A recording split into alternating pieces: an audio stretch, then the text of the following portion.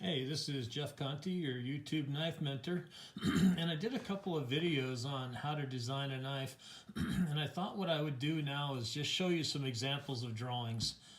Some of these knives I've made, some of them I haven't, but just the goal is to just to kind of give you some ideas and some thoughts. So this one is a double-edged dagger. It's a stacked leather handle, narrow tang with a bronze butt cap and a bronze handguard. Blade is about 6 inches or so. Anyway, so there's one idea. Now this knife was supposed to be a version of my Achilles, which I'll show you again in a minute, but this is the Achilles knife itself. But the guy wanted a recurved edge, and so you'll notice that the grind line is actually straight and only the edge is recurved, and that way I could not have that 2-point contact I told you about in the previous video. Excuse me, I have something. Anyway, so it's got the same handle, but quite a bit bigger blade, and he's got a little belly and a little weight up front. So there's one for you. This is the Achilles 2, and so it's the same basically as the Achilles, but it's a 5-inch blade instead of 6 3/8. So. Here's that one. And then the Achilles. This knife has probably been one of my most prolific knives. Integral guard, full tang, skeletonized handle, tapered skeletonized tang, tapered tang, 3/16 steel. It's got a pretty decent false edge on it, and the grind isn't real far up on the blade, so the geometry of the blade is a pretty strong edge. It's not one of those kitchen slice of tomato knife, but it definitely is a cutter. But it has quite a bit of strength to it. So here we go. This one's called the ranch hand, and you'll notice how simple it is. This one is really super simple. But the whole point of this knife was simplicity. My goal was to have a knife that would be multiple ways of holding the knife handle. So when you're working on cattle or sheep or whatever, or just around the ranch, if you're slicing bales of hay, the twine on bales of hay or whatever, this knife would have a really strong blade with a really multifunctional handle. Anyway, real simple, but real useful. This is I'm not even going to take it out. This is a full tang knife with a small drop point edge. This could easily be a hunting knife, but I actually built it to be a backpacking knife because it was smaller than average. I mean, that's probably 3 and 4, probably 7 inches overall.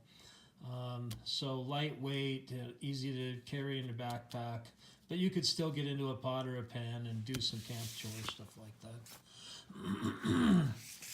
This one here, it's not a particularly popular knife for people to buy, but I just love the curves on these two knives.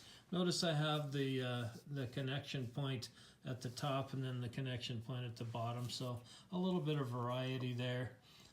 Definitely finger choils that kind of give a little extra room for bigger hands, but I just really like the curves on those. This is without a doubt the most popular knife I've ever made. It's originally titled Summertime, but now it's called Joshua's Man. I've renamed it. Yeah, 3.5 to 4-inch blade, depending on where you count the length of the blade from. Real comfortable. You can see the handle's quite small. I mean, it really only fits 3 fingers comfortably, but it's made to actually use this finger choil. And the front of the handle actually comes forward of the center point, and then it goes up even further. This is a really, really popular knife. This is a collaborative knife from a friend of mine. He and I worked on together. It was his first knife. and he named it the Nile Hunter. So you can see the blade here is a little bit similar, but the handle's quite a bit different. And that's a really nice knife. It really is. This is another collaboration with a friend of mine.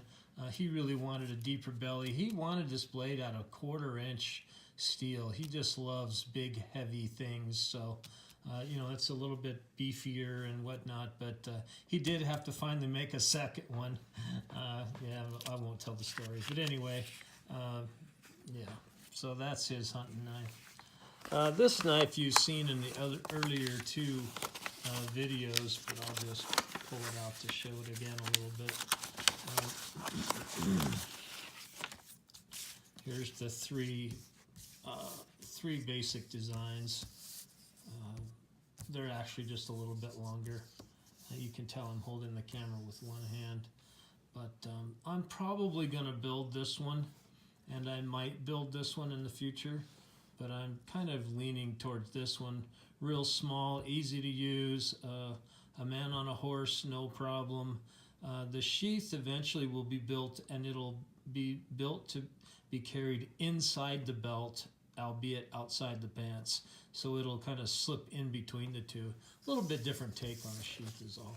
And of course leather, because that's just, I mean, what proper cowboy would have kydex anyway, right? This was I won't show the front of the, but this was a young student of mine who wanted to draw his own knife. And this knife doesn't look particularly practical, but the boy, he had a big hand, and he liked beefier blades, and he loved curves, and well, that's what he did. So he loves it, and his dad actually wants one also. This is a neck knife originally.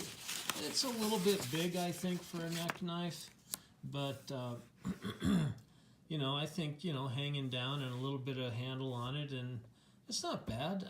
You'll see that the handle material does not come all the way to the top. It leaves the spine open, and so since this is high carbon steel, or if I were to notch out and insert a piece of high carbon steel, if this were stainless, then you could still use this to start fires as a steel with a flint. So anyway.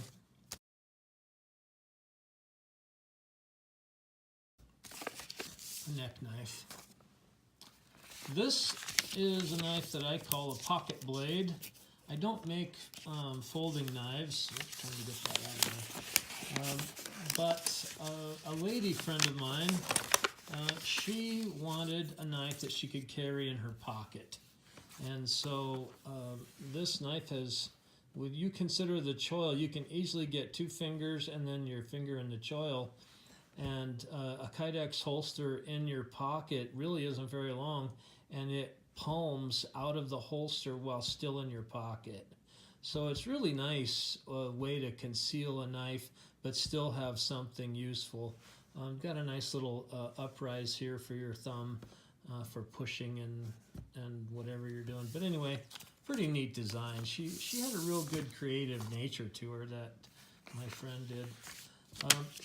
This knife was an original drawing of my father's, Larry Conti. He's been dead a few years now. But he designed this knife, and it reminds me a lot of some of Bo Randall's knife designs.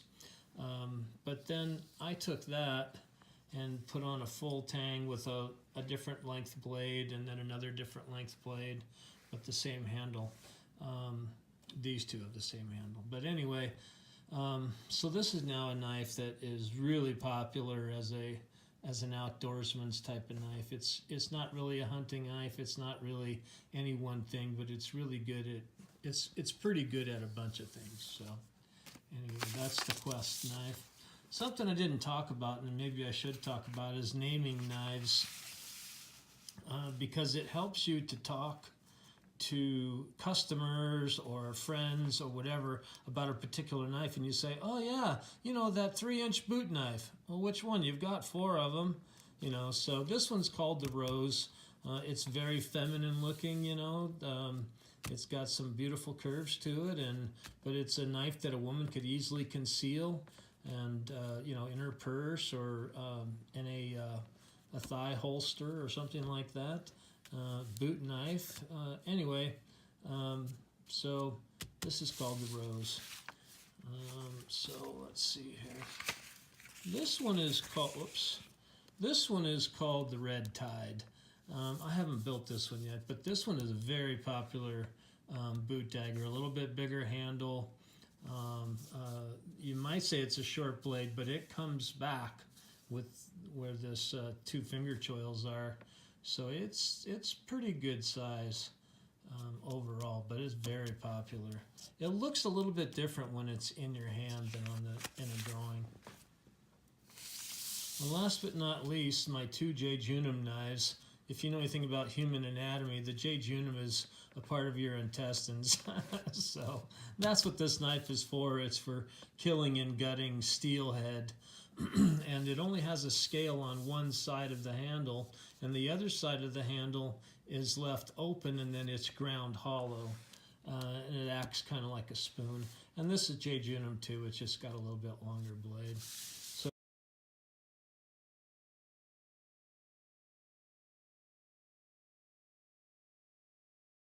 So there's some of my knife designs. I hope that was, I'll just put this back down there. Hope that was of some interest or use to you. If you have any questions about designing knives, please feel free to leave a comment in the section below, or have a question. But for now, this is Jeff Conti, your YouTube knife mentor, and I want you to go out and have fun making a knife.